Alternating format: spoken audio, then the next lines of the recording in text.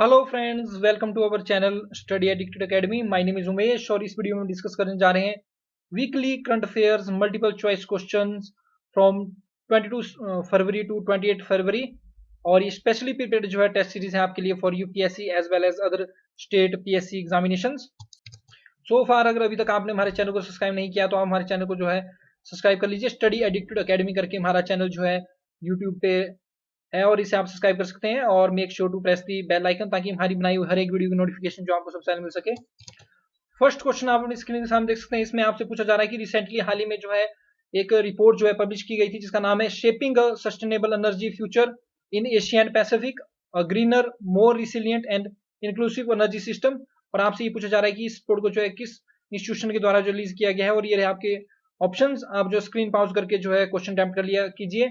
इसका right answer हो जाएगा A, that is United Nation economic and social commission जो रहता है फॉर एशिया एंड पैसिफिक, इनके द्वारा जो है ये रिपोर्ट रिलीज की गई है। Shaping a sustainable energy future in Asia and the Pacific, a greener more resilient and inclusive energy system. और ये जो United Nations economic and social commission है फॉर एशिया एंड पैसिफिक, ये one of the 5 regional commission है under the jurisdictions of United Nations economic and social commission.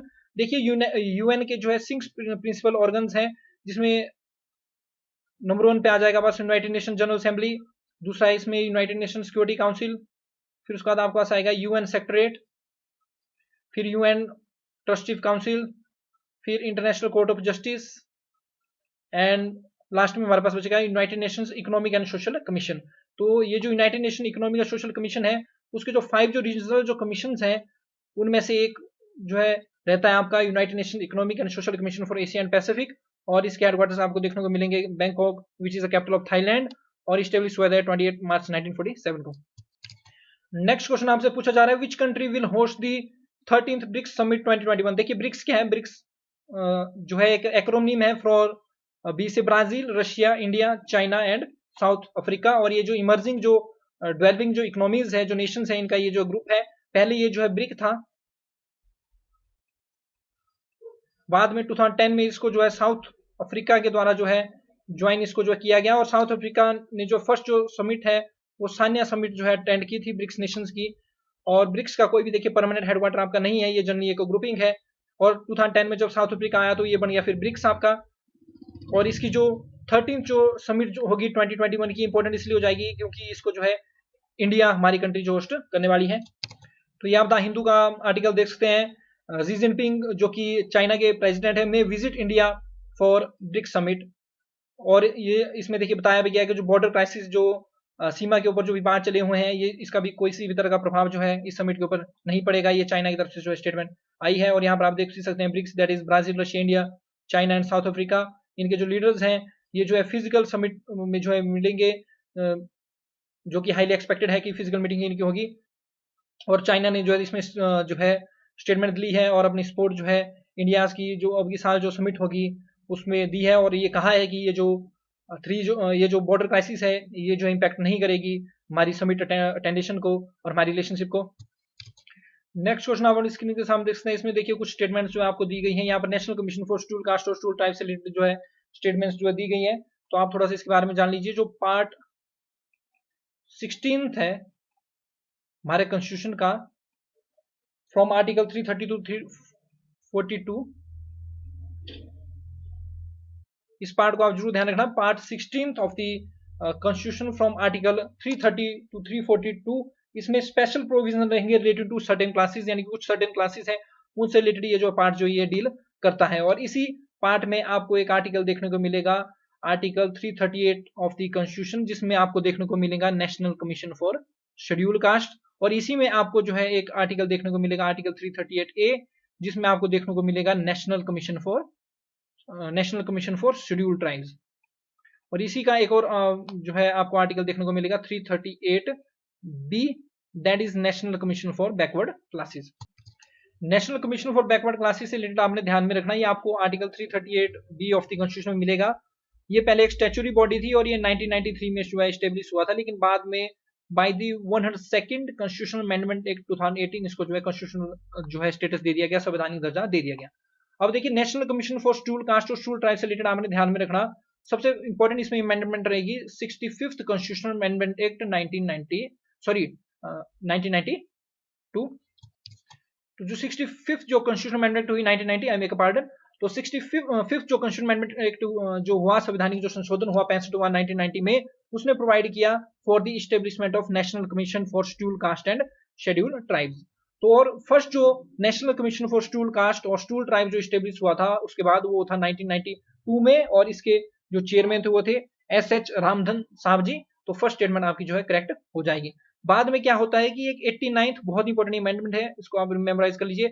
89th constitutional amendment act होता है, 9वां जो संविधान संशोधन होता है 2003 में, ये जो है बाइफिगुरेट कर देता है, दो भागों में डिवाइड कर देता है national commission for scheduled cast को, ये under the article 338 of the constitution में रख देता है, और जो शेड्यूल्ड ट्राइब्स है, national commission for scheduled tribes, उसको जो है article 338A of the constitution में जो है इस तरह से ये इसको जो है सेपरेट कर देता है। तो बाइफिगुरेशन हो जाती है। तो देखिए सेकंड स्टेटमेंट बोलती है कि first national commission for scheduled caste and scheduled tribes was constituted under the constitution by the 65th constitutional amendment act. तो ये बिल्कुल सही स्टेटमेंट हो जाएगी सेकंड भी। थर्ड स्टेटमेंट बोलती है कि जो 87th अमेंडमेंट हुई, उसने बाइफिगरेट किया combined national commission of scheduled caste and scheduled tribes को इनटू सेपरेट बॉडी। देखिए ये 87th नहीं है, ये 89th मैंने आपको अभी बताया, 89th कॉन्स्टिट्यूशनल अमेंडमेंट 2003 में हुआ, उसके बाद ये बाइफिगरेट हो गए। तो इस तरह से थर्ड स्टेटमेंट हमारी गलत हो जाएगी, तो पूछिए क्या करेक्ट, तो only first and second is correct. और 2003 के जो इंपॉर्टेंट अमेंडमेंट है उसमें हमारे पास आता है 91st जो कॉन्स्टिट्यूशन अमेंडमेंट है 2003 का। ये जो 91st जो कॉन्स्टिट्यूशन अमेंडमेंट एक्ट है 2003 का, इसने क्या किया है कि जो हमारी जो काउंसिल ऑफ मिनिस्टर है, सेंटर की, पार्लियामेंट की, लोकसभा की, उसमें 15% जो टोटल स्ट्रेंथ है लोकसभा की, उसमें मिनिस्टर्स जो रहेंगे, मंत्री रहेंगे, वो 15% ही जो टोटल स्ट्रेंथ है लोकसभा की उसके रहेंगे, इंक्लूडिंग पीएम। उसी प्रकार स्टेट्स में भी जो स्टेट लेजिस्लेटिव असेंबली की जो टोटल जो स्ट्रेंथ है, उसके 15% ही आपकी जो है मिनिस्टर जो है बन सकते हैं, इंक्लूडिंग सीएम।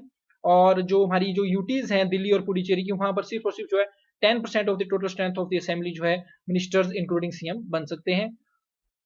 और इसके साथ साथ एक और इसमें अमेंडमेंट है 92nd कॉन्स्टिट्यूशन अमेंडमेंट 2003। इसके द्वारा जो है बोडो, डोंगरी, मैथिली और सेंथली जो है जो पार्ट जो 8th रहता है कॉन्स्टिट्यूशन का, जिसमें 22 जो लैंग्वेज है उसमें उनको जो है ऐड किया गया था। तो देखिए national commission for scheduled cast जो है न्यूज में था, हिंदू का न्यूज देख सकते हैं।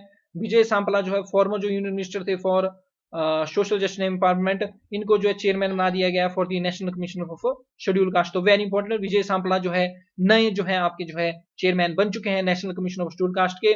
और यहाँ पर आप देख सकते हैं फर्स्ट जो कमीशन था वो कॉन्स्टिट्यूशन 1990 में with S Ramdhan as chairman, और second commission constitute October 1995 with Shri S H Hanumanthappa as chairman. और 65th कॉन्स्टिट्यूशन अमेंडमेंट 1990 ने प्रोवाइड किया था establishment of high level national commission for scheduled caste and scheduled tribes. और 89th जो constitution amendment act हुआ था 2003 में, इसने बाइफिगरेट कर दिया था कंबाइंड जो national commission of scheduled caste और शेड्यूल्ड ट्राइब को टू सेपरेट बॉडीज। तो आपने ध्यान रखना आर्टिकल 338 में आपको मिलेगा national commission for scheduled cast, article 338A में आपको मिलेगा national commission for scheduled tribes, और आर्टिकल 338B में आपको देखने को मिलेगा national commission for backward classes. तीनों की तीनों जो है कॉन्स्टिट्यूशनल बॉडीज हैं। और एक बात और ध्यान रखना, आर्टिकल जो 341 है कॉन्स्टिट्यूशन का, ये डील करता है विद शेड्यूल्ड कास्ट, और आर्टिकल 342 जो है डील्स करता है विद शेड्यूल्ड ट्राइब्स। और शेड्यूल्ड कास्ट और शेड्यूल्ड ट्राइब किसी भी कम्युनिटी को डिक्लेयर करने की पावर जो हमारे प्रेसिडेंट के पास है, it is very important. President जो है किसी कम्युनिटी को जो scheduled caste scheduled tribe declare कर सकते हैं। नेक्स्ट क्वेश्चन अपनी स्क्रीन से हम देख सकते हैं, ये जो है जो सेंट थे गुरु रविदास, उनके बारे में स्टेटमेंट दी गई है। सेंट जो है हम जो है ऋषि या धर्मात्मा को बोलते हैं। तो देखिए गुरु रविदास जयंती हमने रिसेंटली जो 27 फरवरी को जो सेलिब्रेट की, और फरवरी मंथ में काफी ज्यादा जो है गुरु रविदास जी जो है न्यूज में थे। तो इनसे रिलेटेड देखिए दो स्टेटमेंट दी गई हैं। फर्स्ट स्टेटमेंट रहती है कि गुरु रविदास ने जो है इन विशेष एक परिकल्पना की थी एक ऐसी सोसाइटी की, ऐसे समाज की which is based on equality, समानता के आधार पर जो समाज रहे, and free from any kind of discrimination, और जहां पर किसी प्रकार का भेदभाव ना किया जाए। और ऐसे समाज, ऐसे सोसाइटी को उन्होंने नाम दिया था Begampura, the city where there is no place for any kind of grief और फियर, जहां पर किसी प्रकार का दुख या डर ना हो। तो ये जो बी गैम्प्यूरा, ये जो सिटी है या ये सोसाइटी है, इसकी परिकल्पना जो है जो गुरु रविदास इनके द्वारा की गई थी। तो फर्स्ट स्टेटमेंट आपकी जो है करेक्ट हो जाएगी। और इनके जो डिवोशनल वर्सेस हैं, जो इनकी शिक्षाएं हैं, इनको इंक्लूड किया गया इन दी both Guru Granth Sahib as well as Panchvani of Dadupanth. Second statement भी आपकी जो है एब्सोल्युटली करेक्ट हो जाएगी। तो राइट स्टेटमेंट आपसे पूछी गई, तो both first and second are correct. देखिए प्रेसिडेंट सेक्रेटरी की जो है 21 फरवरी 2021 की आप न्यूज देख सकते हैं। Great saints like saint Ravidas belongs to the entire humanity, ये संपूर्ण जो है मानव समाज को जो है ये बिलोंग करते हैं। ये प्रेसिडेंट रामनाथ कोविंद जी के द्वारा जो है स्टेटमेंट दी गई और प्रेसिडेंट ऑफ इंडिया के द्वारा ग्रेसिस किया गया श्री गुरु रविदास विश्व महापीठ राष्ट्रीय अधिवेशन 2021 और ये अधिवेशन हमारा हेल्ड हुआ न्यू दिल्ली में ऑन 21 फरवरी 2021। नेक्स्ट क्वेश्चन आप स्क्रीन सामने देख सकते हैं जीएफएसबी। तो जीएफएसपी जो रहता है it is global food safety partnership. देखिए एक काफी यूनिक जो है पब्लिक प्राइवेट, देखिए पब्लिक प्राइवेट का मतलब है यहाँ पर गवर्नमेंट एजेंसीज भी वर्क करेंगी, प्राइवेट एजेंसीज भी वर्क करेंगे, साथ मिलकर ये काम करेगी। दोनों की एक पहल है, एक इनिशिएटिव है dedicated to improve the safety of food in middle income and developing countries established by which of the following. तो इसमें आपसे पूछा जा रहा है कि नीचे दिए गए जो 4 जो इंस्टीट्यूशन है, ऑर्गेनाइजेशन है, इनमें से किसके द्वारा जो है ग्लोबल फूड सेफ्टी पार्टनरशिप जो कि एक पब्लिक प्राइवेट जो इनिशिएटिव है जिसमें जो है इंप्रूव की जाएगी safety of the food in middle income and developing countries, ये किसके द्वारा एस्टेब्लिश किया गया है? ये है आपके ऑप्शन। तो इसमें सेकंड बिल्कुल नहीं है, राइट आंसर हो जाएगा आपका वर्ल्ड बैंक। वेरी इंपॉर्टेंट, तो ध्यान रखिएगा ग्लोबल फूड सेफ्टी पार्टनरशिप जीएफएसपी, ये जो एक डेडिकेटेड ये जो पब्लिक प्राइवेट इनिशिएटिव है जिसमें सेफ्टी ऑफ द फूड जो है इंप्रूव की जाएगी in the middle income as well as developing countries, it is an initiative of the World Bank. तो ये आप देख सकते हैं food safety and standard authority of India की, ये जो आप ऑफिशियल वेबसाइट देख सकते हैं, food safety and standard authority of India एक ऑटोनोमस एक स्टैट्यूटरी बॉडी है under the ministry of health and family welfare. और इसमें देखिए इन्होंने बताया हुआ है कि ये जो ग्लोबल फूड सेफ्टी पार्टनरशिप है इसको एस्टेब्लिश किया गया वर्ल्ड बैंक के द्वारा। एक यूनिक ये जो पब्लिक प्राइवेट इनिशिएटिव है जो कि dedicated to improve the safety of food in middle income and developing countries. और FSSAI entered into partnership with GFSP for cooperation in areas of food safety. और ये जो जीएफएसपी है कंडक्ट करेंगे फंक्शंस, ट्रेनिंग ऑफ ट्रेनर्स की जाएगी। तो ये स्क्रीन पाउज करके आप ये फंक्शंस भी आप जो पढ़ सकते हैं। तो आपको ये पता होना चाहिए GFSP that is global food safety partnership, it is a public private initiative of the World Bank जिसका मेन एम है to improve the food safety in middle income as well as developing countries. इसके साथ साथ देखिए आपको ये भी पता होना चाहिए ईट राइट मूवमेंट, बहुत ज्यादा न्यूज में ईट राइट मूवमेंट। तो देखिए ईट राइट मूवमेंट को जो है food safety and standard authority of India के द्वारा जो लॉन्च किया गया है। ये क्वेश्चन भी आपसे सिंपली ये पूछ लिया जाएगा कि जो ईट राइट मूवमेंट है इंडिया की जो कि काफी न्यूज में रहती है किसके द्वारा लॉन्च की गई है? तो ईट right movement is a movement of food safety and standard authority of India. और ये जो मूवमेंट है ये लक्ष्य रखती है, एम्स करती है to cut down salt sugar and oil consumption by 30% in 3 years। तो ये आपको पता नहीं चाहिए जो ईट राइट मूवमेंट है food safety and standard authority of India की, इसका एम है कि 30% जो है सॉल्ट शुगर और ऑयल कंजप्शन को जो है कम करना है by up to in 3 years। और ये ऑल्सो एम्स करती है to engage and enable citizens to improve their health and wellbeing by making the right food choices. और ग्लोबल फूड सेफ्टी पार्टनरशिप मैंने आपको पहले बता दिया ये वर्ल्ड बैंक द्वारा एस्टेब्लिश हुई है, यूनिक एक पब्लिक इनिशिएटिव है जिसमें इंप्रूव की जाएगी safety of food in middle income as well as developing countries. और FSSAI entered into partnership with global food safety partnership for cooperation in the areas of food safety. और World Bank जो है देखिए आपको बताना चाहिए कि इंटरनेशनल फाइनेंशियल इंस्टीट्यूशन है जो कि मिडिल इनकम लो और डेवलपिंग कंट्रीज को जो है कैपिटल प्रोजेक्ट्स के लिए जो लोन जो है देते हैं। और ये जुलाई 1944 में एस्टेब्लिश हुआ है और Washington DC that is the capital of USA, वहां पर इनके आपको हेडक्वार्टर्स देखने को मिलेंगे। तो नेक्स्ट क्वेश्चन आप अपनी स्क्रीन सामने देख सकते हैं, इसमें देखिए कुछ स्टेटमेंट दी गई है regarding the black necked cranes. तो देखिए न्यूज में इसलिए था क्योंकि ये फर्स्ट टाइम जो आसाम में जो है स्पॉटेड हुआ था at the Manas national park. देखिए Orang national park, Manas national park, Kaziranga national park, Pobitora wildlife sanctuary, ये सारी सारी आपको आसाम में देखने को मिलेगी। और कोबिटोरा वाइल्ड लाइफ सेंचुरी को हम जो है मिनी काजीरंगा भी बोलते हैं। तो ब्लैक नेक्ड क्रेन जो फर्स्ट टाइम जो आसाम में जो दिखे हैं, तो इन वर्ड से रिलेटेड जो स्टेटमेंट दी गई, पहली स्टेटमेंट दी गई है कि जो वर्ड्स है ये एंडेमिक है टू तिब्बतियन प्लेटू। तो इसमें ये बोला जा रहा है कि जो तिब्बत का जो प्लेटू है, जो पठार है, वहीं पर ये जो है पक्षी जो पाया जाता है। एंडेमिक का मतलब होता है किसी विशेष जगह पे कोई चीज अगर पाई जाए उसको हम एंडेमिक बोलते हैं उस प्लेस के लिए। तो फर्स्ट स्टेटमेंट बिल्कुल ठीक हो जाएगी, black necked cranes are endemic to Tibetan plateau. दूसरी स्टेटमेंट है कि ये वनरेबल है in the IUCN red list, IUCN status, तो बिल्कुल सेकंड स्टेटमेंट ठीक हो जाएगी। तो आप सोचा कौन स्टेटमेंट करेक्ट है, तो both first and second are correct. ये आप द इंडियन एक्सप्रेस की न्यूज देख सकते हैं, rare and revered black necked crane visit Assam for the first time gets a divine name. और इनको एक जो है डिवाइन जो है नेम जो है दिया गया है। और ब्लैक नेक्ड क्रेन जो है सेंट्रल है to Buddhist mythology and culture. तो यहाँ पर आप ब्लैक नेक्ड क्रेन्स के बारे में देख सकते हैं, ये आइकॉनिक वर्ड्स हैं तिब्बतियन प्लेटो के और ग्रेट स्पिरिचुअल कल्चरल सिग्निफिकेंस है इनकी तिब्बतियन बुद्धिज्म में। और ये जो है इंटरकल रहते हैं to the landscape biophysical ecosystem. और ये जनरली जो है मीडियम साइज जो एल्पाइन क्रेन्स होते हैं, इनका वेट अबाउट 5 kg 5 किलोग्राम तक होता है और 115 सेंटीमीटर तक ये टॉल होते हैं। और पैच इनके जो रेड पैच इनके क्राउन के ऊपर आपको देखने को मिलेंगे, ग्रे इनकी बॉडीज रहेंगी और ब्लैक नेक इनकी हमें जो देखने को मिलेगी। मिडाओज जो रहते हैं इनके फेवरेट हैबिटेट रहेंगे, घास के मैदानों को मिडाओज बोलते हैं, where they can feed on roots, insects, snails, fish, frog, small birds and rodents. और ये ब्रीड करते हैं exclusively in alpine meadows at altitude of 2600 to 4900 metre and as a protection from predator nest is marshes where the water is about 30 centimetre deep. और currently जो इनका जो IUCN status is vulnerable in the IUCN list. ठीक है, next question देखिए, काफी ज्यादा easy question है। इसमें सिंपली आपसे पूछा जा रहा है कि रुपए जो प्रोडक्ट रहता है किस ऑर्गेनाइजेशन। देखिए, हम वीजा कार्ड यूज करते हैं, हम मास्टर कार्ड एटीएम कार्ड हम यूज करते हैं, लेकिन आपको ये भी पता होना चाहिए कि जो मास्टर कार्ड और ये जो वीजा है ये अमेरिकन कंपनीज के हैं, जबकि रुपए हमारा जो है इंडियन जो रहता है डोमेस्टिक जो है रुपए एटीएम कार्ड जो है हमें देखने को मिलता है। और ये जो है प्रोडक्ट है हमारे national payment corporation of India को।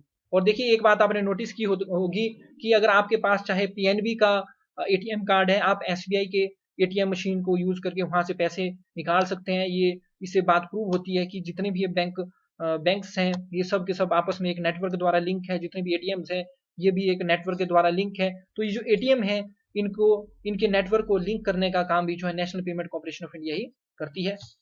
न्यूज में इसलिए था क्योंकि रेलवेज ने जो है इम्पेटस दे दिया है मेजर बूस्ट फॉर रेलवे का रुपे कार्ड। तो प्रोत्साहन जो है रुपे कार्ड्स को जो है रेलवे काफी ज्यादा दे रही है। देखिए, नेशनल फाइनेंशियल स्विच के बारे में आई एम श्योर आपने सुना होगा। नेशनल फाइनेंशियल स्विच जो है लार्जेस्ट नेटवर्क है of shared automatic teller machines ATMs का, और इसको डिजाइन डेवलप्ड और डिप्लॉयड किया गया है by the Indian institute for development research in banking technology 2004 with the goal of interconnecting all ATMs in country and facilitating convenience banking. और इसको run किया जाता है by the national payment corporation of India. तो ध्यान रखना, ये जो नेशनल फाइनेंशियल ये जो स्विच है इसको institute for development and research in banking technology 2004 उनके द्वारा इसको डेवलप किया गया है, और करंटली इसको रन कर रही है हमारी national payments corporation of India. और आपको ये बात भी बताना चाहिए कि व्हाइट लेबल जो है एटीएम्स होते हैं, तो व्हाइट लेबल एटीएम्स होते हैं जिनको किसी थर्ड पार्टी किसी प्राइवेट कंपनी को जो दिया जाता है फॉर ऑपरेट करने के लिए, उनको हम सिंपली व्हाइट लेबल एटीएम्स बोल देते हैं। तो यहाँ पर आप देख सकते हैं जो एटीएम है उसकी फुल फॉर्म होती है ऑटोमेटेड टेलर मशीन। तो ऑटोमेटेड टेलर मशीन देखिए कंप्यूटराइज्ड मशीन होगी जो कि जो बैंक्स के जो कस्टमर है उनकी फैसिलिटी प्रोवाइड करती है कि आपको बैंक में आने की जरूरत नहीं है, आपके पास एटीएम कार्ड होगा, आप जो है इस मशीन को यूज कीजिए और कैश आप निकाल सकते हैं। फिर व्हाइट लेबल एटीएम्स हमें देखने को मिलेंगे। तो व्हाइट लेबल जो एटीएम्स हैं ऐसे एटीएम जो कि सेटअप किए जाएं, ऑन किए जाएं और ऑन ऑपरेटेड किए जाएं बाय नॉन बैंक्स, यानी कि किसी प्राइवेट कंपनी या किसी नॉन बैंक्स के द्वारा इनको ऑपरेट किया जाए, उनको व्हाइट लेबल जो है एटीएम जो है बोला जाता है। ये नॉन बैंक ऑपरेटर्स होते हैं और किसी भी तरह का डिफरेंस जो है एटीएम और डब्ल्यूएलए में नहीं होता है। नेक्स्ट क्वेश्चन देखिए, आपको जो है आपसे जो है स्फूर्ति जो स्कीम है उसके बारे में पूछा गया। तो स्फूर्ति की आपको फुल फॉर्म पता होनी चाहिए। स्फूर्ति का मतलब है स्कीम ऑफ फंड, एस से स्कीम है और एफ यू से है scheme of fund for regeneration of traditional industries. तो अगर आपको फुल फॉर्म पता है तो आप इस क्वेश्चन को इजीली सॉल्व कर सकते हैं। और स्फूर्ति ये जो स्कीम है scheme of fund for regeneration of traditional industries, ये जो है अंडर दी जो ministry of micro small and medium enterprises के अंदर आती है। तो फर्स्ट स्टेटमेंट है यहाँ पर मिनिस्ट्री ऑफ रूरल डेवलपमेंट है, तो फर्स्ट स्टेटमेंट हमारी गलत हो जाएगी। दूसरा है ये जो स्कीम है इसमें मिनिस्ट्री हेल्प करेगी विद सेटिंग ऑफ इंफ्रास्ट्रक्चर, तो इंफ्रास्ट्रक्चर इस्टेब्लिशमेंट में हेल्प करेगी through the common facility centre, तो सेकंड स्टेटमेंट हमारी ठीक हो जाएगी। तो ओनली सेकंड इज करेक्ट। तो आप ध्यान रखना scheme of fund for regeneration of traditional industries, ये जो है under the ministry of micro small and medium enterprises के अंदर आती है और इसमें जो है इंफ्रास्ट्रक्चर डेवलपमेंट किया जाएगा थ्रू कॉमन फैसिलिटी सेंटर्स। तो यहाँ पर आप देख सकते हैं ये जो स्फूर्ति ये जो स्कीम है scheme of fund for regeneration of traditional industries, ये जो है ministry of micro small and medium enterprises की स्कीम है। इसको जो है लॉन्च किया गया था 2005 में with a view to promote cluster development. देखिए क्लस्टर का सिंपल मतलब है ग्रुप, कोई चीज इकट्ठा होती है इसको हम क्लस्टर बोल देते हैं। तो क्लस्टर डेवलपमेंट यानी कि जो ट्रेडिशनल इंडस्ट्रीज हैं उनका ग्रुप उनका क्लस्टर हमने इसमें डेवलप करना है। और इस स्कीम के तहत जो मिनिस्ट्री सपोर्ट्स करेगी वेरियस इंटरवेंशन इंक्लूडिंग इसमें इंफ्रास्ट्रक्चर जो है सेटअप करने में हेल्प की जाएगी through common facility centres, procurement of new machinery इसमें की जाएगी, creating raw materials banks, design interventions, improved packaging, improvement of marketing infrastructure, improved skills and capacity development through training and exposure business etc. और besides scheme जो also focus करेंगे on strengthening the cluster governance system with active participation to stakeholders so that they are able to gauge the emerging challenges and opportunities and respond to them through building innovative and traditional skills, improved technologies, advanced processes, market intelligence and new models of public-private partnerships so as to gradually replicate similar model of cluster-based traditional industries। और इसमें देखिए जो cluster develop किए जाएंगे दो तरह के cluster होंगे, रेगुलर क्लस्टर जिसमें 500 आर्टिसंस तक का ग्रुप जो उसमें बनाया जाएगा और इसमें गवर्नमेंट असिस्टेंट जो 2.5 करोड़ तक दी जाएगी, और मेजर क्लस्टर ऐसे होंगे जहां पर मोर देन 500 आर्टिसंस का आपका ग्रुप होगा और इसमें up to government assistant 5 crore की रहेगी। और जो आर्टिसन जो होंगे जो कि इनको ऑर्गेनाइज किया जाएगा स्पेशल पर्पज व्हीकल में, जो कि आपकी सोसाइटी हो सकती है registered under society registration act 1860, ये कोऑपरेटिव सोसाइटी हो सकती है अंडर एन एप्रोप्रिएट स्टैट्यू, एक प्रोड्यूसर कंपनी हो सकती है under section 465(1) of the companies act 2013, and section 8 of the companies and the companies 2013, और कोई ट्रस्ट भी ये हो सकता है। और देखिए स्फूर्ति न्यूज जो है स्कीम में थी, क्योंकि 22 फरवरी 2021 को जो पीआईबी में न्यूज आई, जो हमारे जो union minister of road transport and highways है, as well as union minister for MSME है, नितिन गडकरी जी, इनके द्वारा इनॉग्रेट किया गया 50 स्फूर्ति क्लस्टर्स इन 18 स्टेट्स। तो स्फूर्ति आपने ध्यान रखना, scheme of fund for regeneration of traditional industries, ministry of micro small और मीडियम एंटरप्राइजेज के अंदर आती है। 2005 में स्कीम को जो लॉन्च किया गया था for the cluster development. Next question देखिए, आपसे पूछा what is the theme of the national science day 2021। तो देखिए नेशनल साइंस डे हम हर साल जो 28 फरवरी को जो मनाते हैं, और ये इसलिए मनाया जाता है क्योंकि जो इंडियन साइंटिस्ट है सीवी रमन, इनके द्वारा जो रमन इफेक्ट जो है डिस्कवर किया गया था, तो उसको यादगार बनाने के लिए जो हम नेशनल साइंस डे हम 28 फरवरी को सेलिब्रेट करते हैं। और अब की बार की जो थीम थी वो थी future of STI, impact on education skill and work. और एसटीआई का मतलब है यहाँ पर साइंस टेक्नोलॉजी एंड इनोवेशन। तो future of science technology and innovation, impact on education skill and work, is the theme of the national science day 2021। तो यहाँ पर आप देखते हैं नेशनल साइंस डे जो है सेलिब्रेट होता है in India on 28 February each year to mark the discovery of the Raman effect by physicist sir CV Raman on 28 February 1928। और इनकी इसी डिस्कवरी के लिए इनको नोबेल प्राइज 1930 में जो दिया गया था। तो इसी को ही कमेमोरेट करने के लिए हम 28 फरवरी को जो नेशनल साइंस डे मनाते हैं। और अब बार की थीम है future of STI, impact on education skill and work. Next question आपसे पूछा जा रहा है, कुछ स्टेटमेंट्स दी गई है regarding the women participation in parliament. तो वुमेन की पार्टिसिपेशन किस तरह से संसद में, उसमें फर्स्ट स्टेटमेंट दी गई है 17th लोकसभा। देखिए जो करंट जो लोकसभा जो चली हुई है it is the 17th Lok Sabha, और हमारे पीएम मोदी जी हैं इसमें। तो जो 17th जो लोकसभा है उसमें highest number of elected women है सिंस इंडिपेंडेंस। तो ये बिल्कुल सही बात है, आजादी के बाद सबसे ज्यादा जो इलेक्टेड जो वुमेन है पार्लियामेंट के लिए ये 17th लोकसभा में हम देखने को मिलती है। तो फर्स्ट स्टेटमेंट इज करेक्ट। दूसरी जाती है ऑफ दी 543 कंस्टिट्यूएंसी। देखिए 543 टोटल कंस्टिट्यूएंसीज हैं, टोटल ऐसे सीट 545 थी, जिसमें आर्टिकल 331 के तहत जो 2 जो मेंबर्स हैं एंग्लो कम्युनिटी के, उनको जो एंग्लो इंडियन कम्युनिटी के, उनको प्रेसिडेंट के द्वारा नॉमिनेट किया जाता था। लेकिन by the 104th constitution amendment act 2020 ये जो रिजर्वेशन है इसको जो खत्म कर दिया गया है, और इसी ने 10 इयर्स तक जो है एससी और एसटी की रिजर्वेशन को जो है लोकसभा में जो बढ़ा दिया है। तो ये जो 543 ये जो कंस्टिट्यूएंसीज है, इसमें मोर देन 250 ऐसी हैं जिन्होंने कभी भी जो है वुमेन एमपी को जो है इलेक्ट नहीं किया है। तो सेकंड भी जो है ठीक हो जाएगी। तो both the statements are correct. तो देखिए अगेन पीआईबी से उठाया गया वाइस प्रेसिडेंट सेक्रेटरी की जो है पीआईबी रिलीज आई, कि जो हमारे जो ऑनरेबल जो वाइस प्रेसिडेंट है एन वेंकैया नायडू जी, उन्होंने कॉल किया for ending low representation of women in parliament and legislators. और हमारे जो वाइस प्रेसिडेंट है ऑनरेबल एन वेंकैया नायडू जी, इन्होंने बोला कि हमें जो है इलेक्ट करना चाहिए अपने representatives on basis of 4 C's। तो ये भी आपने ध्यान रखना है, character, conduct, calibre and capacity. तो ये 4 C's जो है आपने ध्यान में रखना है, character, conduct, calibre and capacity. इन सब चीजों को देख के जो हमें जो है अपने जो इलेक्टेड जो रिप्रेजेंटेटिव इलेक्ट करना चाहिए। और इन्होंने जो पोस्टल स्टैम्प जो है सोशल वर्कर और फॉर्मर एमएलए जो थी लेट श्रीमती ईश्वरी भाई, इनके ऊपर जो रिलीज की थी। देखिए यूपीएससी एक बार पहले भी एक स्टेटमेंट ऐसी पूछ चुकी है कि इनमें से नीचे दिए गए किन डिग्निटीज के ऊपर जो है आज तक पोस्टल स्टैम्प जो रिलीज हो चुकी है। तो उसमें देखिए श्रीमती ईश्वरी बाई भी जो उस लिस्ट में शामिल हो जाएगी। तो इस बात का आपने विशेष ध्यान रखना है। जो 17th जो लोकसभा है इसमें जो highest number of women MPs हैं, और जो वुमेन्स की रिप्रेजेंटेशन है ये स्टेडीली जो है इंक्रीज हुई है, लोकसभा धीरे धीरे ये बढ़ रही है। फर्स्ट एवर इलेक्शन में जो है सिर्फ और सिर्फ 5% ऑफ दी हाउस जो वुमेन कंसिस्ट करता था, लेकिन अभी जो 14% जो टोटल स्ट्रेंथ हाउस की उसमें वुमेन हमें देखने को मिलती है। Over 600 women have been legislated since 1962। और जो 543 constitutions है about half 48.4% have voted a woman MP since 1962, as many as 20 constitutions have voted at least one woman MP। Next question आप स्क्रीन पर देख सकते हैं, यहाँ पर आपको स्टेटमेंट दी गई है रिगार्डिंग दी India urban data exchange IUDX। IUDX क्या है? Indian urban data exchange. तो देखिए ये जो इंडियन अर्बन डाटा एक्सचेंज है इसको डेवलप किया गया है in partnership between smart city mission and Indian institute of science Bengaluru. तो यहाँ पर Indian institute of technology Delhi नहीं होगा, तो फर्स्ट स्टेटमेंट आपकी ऑटोमेटिकली जो है गलत हो जाएगी। तो ध्यान रखना, इंडियन अर्बन डाटा एक्सचेंज जो है डेवलप्ड हुआ है in partnership between the smart cities mission and Indian institute of science Bengaluru. Second रहता है Indian urban data, India urban data जो एक्सचेंज है ये सर्व करता है as a seamless interface for data providers and data users including urban local bodies to share, request and access data sets related to cities, urban governance and urban service delivery। तो second statement जो है ये आपकी correct हो जाएगी। तो इसमें आपसे जो है करेक्ट स्टेटमेंट जो पूछी गई है तो B second one is correct. ये अगेन आप पीआईबी का आर्टिकल का कटआउट अपनी स्क्रीन के सामने देख सकते हैं। इसमें देखिए पहली चीज बताई है नेशनल अर्बन डिजिटल मिशन के बारे में। तो देखिए नेशनल अर्बन डिजिटल मिशन जो है क्रिएट करेगा एक shared digital infrastructure for urban India working across three pillars. तो थ्री पिलर इसके रहेंगे people, process and platform.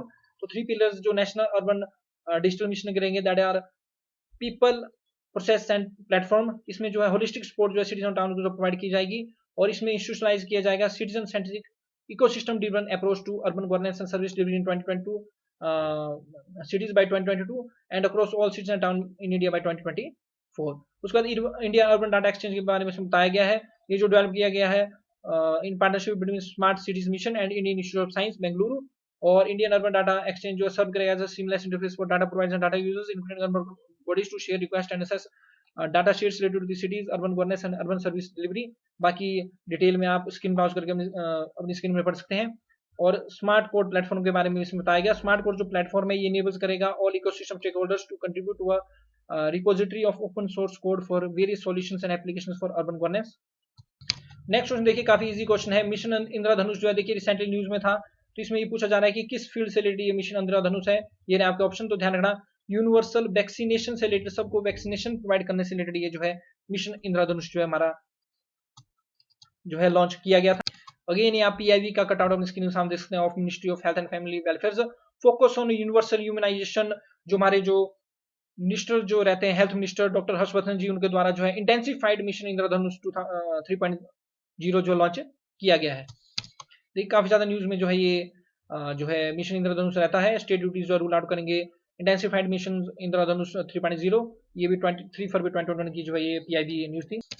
Next question देखिए, काफी इजी क्वेश्चन है, इसमें सिंपली ये पूछा जा रहा है आपसे कि ये जो राष्ट्रीय कामधेनु आयोग है ये कंस्टिट्यूट हुआ है टू ऑर्गेनाइज एनिमल हस्बेंड्री और मॉडर्न साइंटिफिक लाइन, तो किस डायरेक्टिव प्रिंसिपल को जो है ये फुलफिल करता है। तो देखिए आर्टिकल 48 जो रहता है हमारे कॉन्स्टिट्यूशन का, उसका जो लिबरल इंटेलेक्चुअल जो पार्ट है जो कि बोलता है to organise animal husbandry and agriculture और मॉडर्न साइंटिफिक लाइंस, उसको ये जो फुलफिल करता है, यानी कि आर्टिकल 48।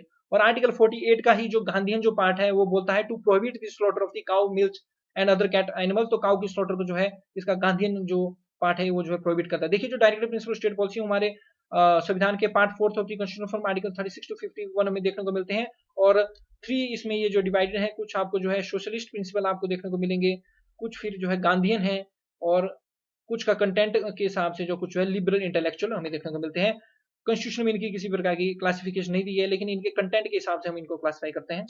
नेक्स्ट क्वेश्चन आप स्क्रीन पर देख सकते हैं, और बच्चे ऐसे क्वेश्चन में इजी क्वेश्चन में काफी ज्यादा गलती करते हैं। इसमें आपसे पूछा जा रहा है agriculture and processed food products export development authority APEDA, agriculture and processed food export development authority, ये किस मिनिस्ट्री के अंडर वर्क करती है। तो देखिए एक्सपोर्ट इसमें एग्रीकल्चर प्रोडक्ट्स का किया जाना, बिजनेस की बात हो रही है, तो ये आ जाएगी हमारी ministry of commerce and industry के अंडर।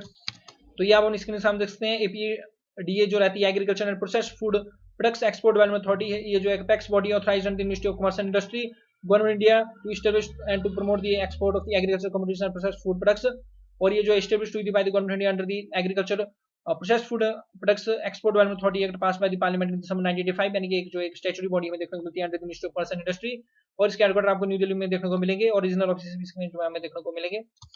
देखिए न्यूज में इसलिए थी ministry of commerce and industry की जो है पीआईबी रिलीज आई, जो मणिपुर सीएम है एन बीरेन सिंह, उन्होंने जो है प्रशंसा की, लाउड गवर्नमेंट प्रशंसा की इन्होंने APEDA की, agriculture and processed food export development authority की, इसका जो रोल जो रहता है in organising buy sellers meet for local entrepreneurs in Imphal. या वो सामने जो है इंडिया का मैप देख सकते हैं हमारे प्यारे भारत का, और यहाँ पर नॉर्थ ईस्ट में आपको देखने को मिलेगा मणिपुर की कैपिटल है आपकी इम्फाल, और मणिपुर देखिए आपका बॉर्डर शेयर करेगा मिजोरम, नागालैंड और असम के साथ, और इंटरनेशनल बॉर्डर में इसका देखने को मिलेगा म्यांमार के साथ। नेक्स्ट क्वेश्चन आप सामने देख सकते हैं, इसमें आपसे सिंपली पूछा जा रहा है कि ये जो सिटीज इनोवेशन एक्सचेंज है, ये रिसेंटली न्यूज में था, ये किस मिनिस्ट्री के द्वारा लॉन्च किया गया है, किस इंस्टीट्यूशन के द्वारा लॉन्च किया गया है। ऑप्शन ये आपके स्क्रीन सामने रहते हैं, तो नीति आयोग इसका बिल्कुल नहीं होगा, राइट आंसर हो जाएगा B, ministry of housing and urban affairs के द्वारा जो है सिटीज इनोवेशन एक्सचेंज को जो है रिसेंटली जो लॉन्च किया गया है। तो यहाँ पर स्क्रीन सामने देख सकते हैं पीआईबी का cutout article, ministry of housing and urban affairs city innovation exchange launch for fostering innovation urban ecosystem, ये CIX इस तरह से इसको लिखा जाता है, सिटीज इनोवेशन इंडेक्स। तो यहाँ पर स्क्रीन सामने देख सकते हैं सिटी इनोवेशन एक्सचेंज, तो सिटी इनोवेशन एक्सचेंज ये कनेक्ट करेगा cities to innovators across the national ecosystem to design innovate solution for their passing challenges, और ये प्लेटफॉर्म है ये बिल ईज करेगा discovery design validation of solution through a robust transparent and user centric process that will reduce barriers for innovators and cities to discover fitting solutions, और ये जो build है on the concept of open innovation. तो देखिए Sinai peninsula जो है काफ़ी ज़्यादा जो न्यूज़ में रहता है, ये जो इजिप्ट का एक पेनिसुला, पहले इसराइल ने इसको अपने अंडर ले लिया था, लेकिन बाद में कैंप्स डेविड एकॉर्ड हुए और इसराइल ने जो इसको जो है वापस जो है इजिप्ट को जो लौटा दिया, और इजिप्ट ने जो डिप्लोमेटिक रिलेशन जो इसराइल के साथ स्टेब्लिश कर लिए। तो देखिए आपको जान के जो है एक हैरानी होगी कि ये जो सिनाई जो पेनिसुला है, ये अफ्रीका में नहीं, ये एशिया में लोकेटेड है। ये इजिप्ट की ऐसी टेरिटरी है जो कि एशिया महाद्वीप में लोकेटेड है। फर्स्ट स्टेटमेंट जो आपकी गलत हो जाएगी। और ये जो सिचुएटेड है between the Mediterranean sea to the north and red sea to the south, बिल्कुल सही बात है। और ये जो है एक land bridge between Asia and Africa, ये बिल्कुल सही बात है। तो जो राइट स्टेटमेंट हो जाएंगे सेकंड एंड थर्ड करेक्ट। और ध्यान रखना सिनाइन पेनिसुला बिलोंग करता है टू इजिप्ट। तो इस तरह से आपको जो है रेड सी और मेडिटेरियन सी के बीच में देखने को मिलेगा ये इजिप्ट का सिनाई पेनिसुला इसराइल के साथ। और ये जो सिनाई पेनिसुला है, इसके साउथ में आपको रेड सी और नॉर्थ मेडिटेरियन सी देखने को मिलेगा। और ये जो सिनाई पेनिसुला है, ये जो पेनिसुला इन इजिप्ट और ओनली पार्ट ऑफ कंट्री है जो कि लोकेटेड है एशिया में। और ये सिचुएटेड है between the Mediterranean sea to the north and red sea to the south. और ये जो लैंड ब्रिज रहेगा बिटवीन एशिया एंड अफ्रीका। तो वर्ल्ड मैप में एक बार आप जो है सिनाई पेनिसुला को देख लीजिए। तो this is our loving India, और ये साउथ में श्रीलंका। श्रीलंका में देखिए आपको जाफना पेनिसुला जो देखने को मिलेगा। ये जो श्रीलंका का जो नॉर्थन ये जो टिप है, इट इज जाफना पेनिसुला। लेकिन हमारे कंसेप्ट में आज जो है सिनाई पेनिसुला है, तो हम इंडिया से जो है वेस्ट की तरफ चल जाएंगे, पश्चिम की तरफ। और यहाँ पर हम इसराइल में इस तरह से हम इसराइल और इजिप्ट के पास जो जूम कर लेंगे। देखिए इजिप्ट इजिप्ट के अपने कैरियो। और यहाँ पर ये जो पेनिसुला आपको देखने को मिल रही थी सिनाई पेनिसुला, तो इसके नॉर्थ में आपको जो इस तरह से मेडिटेरियन सी देखने को मिलेगा, और साउथ में इस तरह से ये रेड सी इसमें आपको देखने को मिलेगा। और अगर मैं थोड़ा सा और जूम कर दूं, तो यहाँ पर आपको जो है गुल्फ ऑफ एक्यूबा जो है देखने को मिलेगी। तो ये बात आप ध्यान रखिए, ये जो सिनाई पेनिसुला है, ये जो है आपके एशिया महाद्वीप में लोकेटेड है। नेक्स्ट क्वेश्चन आप स्क्रीन सामने देख सकते हैं। इसमें आपसे पूछा जा रहा है काचाथेवू, ये जो आइलैंड्स है, ये एक डिस्प्यूटेड टेरिटरी थी बिटवीन, देखिए वाज लगाओ तो पहले ये डिस्प्यूटेड टेरिटरी थी, अब इसमें जो है आपकी इसकी जो रेजोल्यूशन हो चुकी है, इस मैटर को रिजोल्व कर दिया जा चुका है। तो ये आपको पता होना चाहिए जो महाद्वीप है काचाथेवू, ये इंडिया और श्रीलंका के बीच में जो है जो डिस्प्यूटेड टेरिटरी थी।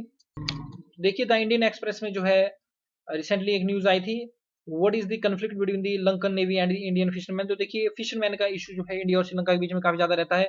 बहुत टाइम हमारे जो इंडियन फिशरमैन है वो श्रीलंकन टेरिटरी में, और बहुत टाइम ऐसा होता है कि श्रीलंकन जो हमारे जो श्रीलंकन जो फिशरमैन है वो इंडियन टेरिटरी में आ जाते हैं। तो एक डिस्प्यूट का एक जो कांड बना हुआ है। तो इसमें आपने देखना काचाथेवू एक 285 एकड़ का अनइनहेबिटेड, अनहेबिटेड का मतलब यहाँ पर कोई भी लोग नहीं रहते थे, आइलैंड था जिसको एडमिनिस्ट्रेड किया जाता भाई श्रीलंका के द्वारा। और ये जो है डिस्प्यूटेड टेरिटरी थी क्लेम्ड बाय इंडिया अंटिल 1976। लेकिन 1974 में पीएम ऑफ इंडिया है इंदिरा गांधी, उनके द्वारा सीड कर दी गई Katchatheevu to Sri Lanka under the Indo Sri Lanka maritime agreement. और इससे जो है ये जो डिस्प्यूट है पार्क स्टेट में इसको सॉल्व किया गया। और अनदर एग्रीमेंट जो है साइन की गई 1976 में, जिसमें बोथ कंट्रीज ने एग्री किया कि फिशरमैन जो है एक दूसरे की एक्सक्लूसिव इकोनॉमिक जोन में फिशिंग नहीं करेंगे। नेक्स्ट क्वेश्चन आप लोग स्क्रीन सामने देख सकते हैं। इसमें आपसे पूछा जा रहा है आर्टिकल जो 239A है कॉन्स्टिट्यूशन का, ये डील्स करता है। तो देखिए अगर आर्टिकल 239A है सिंपल, तो ये अलग है, और आर्टिकल 239AA आ जाएगा तो ये स्पेशल प्रोविजन है regarding the national capital region of Delhi. तो यहाँ पर आर्टिकल 239A है, तो ये जो है रिलेटेड है। This article gives power to the parliament to create a legislator for the union territories. तो इन प्रेजेंट 3 यूनियन टेरिटरीज हमारी कंट्री में ऐसी हैं जिनके पास लेजिस्लेटिव असेंबली है, अपनी लेजिस्लेटर है। इसमें हमें JNK देखने को मिलेगा, उसके बाद Puducherry as well as Delhi. और पुडुचेरी देखिए 3 जो स्टेट्स हैं उनमें जो है फैला हुआ है। आंध्र प्रदेश में इसकी आपको यानम डिस्ट्रिक्ट देखने को मिलेगी, तमिलनाडु में इसकी जो है कैरिकाल और जो है आपकी पुडुचेरी डिस्ट्रिक्ट देखने को मिलेगी, और माहे डिस्ट्रिक्ट आपकी इसको जो है तमिलनाडु में आपको देखने को मिलेगी। आई मेक पार्डन, माहे जो इसकी डिस्ट्रिक्ट है आपको केरला में देखने को मिलेगी। नेक्स्ट क्वेश्चन आपसे पूछा जा रहा है कि हाल ही में जो एक स्टेट या यूटी है, ये फर्स्ट बन चुकी है इंडिया में जिसके द्वारा एक मोबाइल एप्लीकेशन जो लॉन्च की गई है जिसका नाम है carbon watch. Very important, carbon watch एक मोबाइल एप्लीकेशन इसके द्वारा जो लॉन्च की गई है। इसमें जो है असेस किया जाएगा carbon footprint of an individual. तो कार्बन फुटप्रिंट किसी भी इंडिविजुअल का मतलब ये होता है कि कोई भी इंडिविजुअल है वो कितनी ग्रीन हाउस गैसेज, एक्सपेशली खास तौर पर इसमें कार्बन डाइऑक्साइड को जो है इसमें चेक किया जाता है कि कितनी वो जो है एनवायरनमेंट में जो है रिलीज कर रहे हैं, उसको जो है कार्बन फुटप्रिंट जो है बोलते हैं। How much amount of greenhouse gases कोई इंडिविजुअल जो है एनवायरनमेंट में रिलीज करता है। तो ये जो कार्बन वॉच है ये उसको जो है मेजर करेगा, ये मोबाइल एप्लीकेशन। और ये कारनामा जो है सबसे पहले करके दिखाया हुआ है यूटी ऑफ चंडीगढ़। तो ध्यान रखना आपने CC that is carbon watch launched by Chandigarh. तो देखिए द इंडियन एक्सप्रेस का आप आर्टिकल अपने स्क्रीन के सामने देख सकते हैं। इसमें एक्सप्लेन करके इन्होंने बताया है what is carbon watch India's first app to assess one's carbon footprint. तो इसमें देखिए बताया गया है कि चंडीगढ़ जो है फर्स्ट स्टेट और यूटी बन चुकी है हमारी कंट्री की to launch carbon watch mobile application to assess the carbon footprint of an individual. तो ये आप स्क्रीन सामने देखते हैं, Chandigarh becomes the first state और UT in India to launch carbon watch mobile application to assess the carbon footprint of an individual. Carbon footprint जो रहती है amount of greenhouse gases होती है especially carbon dioxide released into the atmosphere by the particular human activity. Next question देखिए regarding the enforcement directorate से related जो statement जो आपको दी गई हैं। तो देखिए इन्फोर्समेंट डायरेक्टरेट जो है एक लॉ इन्फोर्समेंट और इकोनॉमिक इंटेलिजेंस एजेंसी है हमारी कंट्री की, जो कि generally prevention of money laundering act और फॉरेन एक्सचेंज मैनेजमेंट एक्ट की इंप्लीमेंटेशन हमारी कंट्री में जो देखती है, और इकोनॉमिक क्राइम्स की ये जो इन्वेस्टिगेशन करती है। इनके पास जो है प्रॉपर्टी वगैरह कॉन्फिस्केट करने की भी जो है पावर होती है, और ये वर्क्स करती है under the administrative control of department of revenue under the ministry of finance. और संजय कुमार मिश्रा जो प्रेजेंट इसके जो है डायरेक्टर में देखने को मिलते हैं, और इनकी अपॉइंटमेंट जो अपॉइंटमेंट कमेटी ऑफ कैबिनेट जो रहती है हेड बाय पीएम उनके द्वारा की जाती है। तो फर्स्ट स्टेटमेंट देखिए इसमें ये दी गई कि इन्फोर्समेंट डायरेक्टर जो रहते हैं, इनके जो डायरेक्टर जो रहेंगे वो अपॉइंटेड होंगे by the approval of finance committee of cabinet head by PM. तो फर्स्ट स्टेटमेंट बिल्कुल सही हो जाएगी। दूसरा दिया गया है कि ये सीबीआई के अंडर वर्क करती है, ये गलत हो जाएगी। ये जो है department of revenue under ministry of finance के अंडर वर्क करेगी, और ये रिस्पॉन्सिबल रहेगी for tracking black money and hawala trade cases. तो थर्ड स्टेटमेंट राइट हो जाएगी। तो राइट स्टेटमेंट आपकी हो जाएगी first and C option first and third are correct.